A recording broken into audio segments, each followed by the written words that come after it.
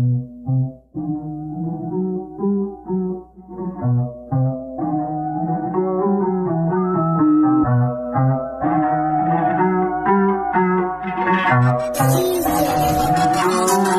ganito mga tao? Pag-eleksyon na marami mga taong mga tanga dahil sa pera. Paano ka pipili kung ikaw ay nasilaw na? Ayaw maging patas, mga puta, mga diskarte, pang tuta. Kasi mga tao no choice na, lalo kapag pera nilabag na, diba?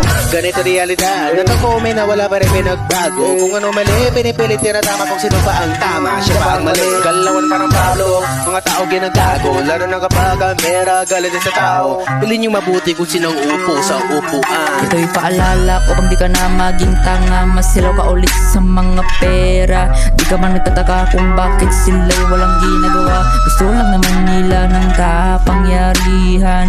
Gusto lang nila na tayo ay pagharian. Sila'y bumibili para lang makamit nila ang gusto.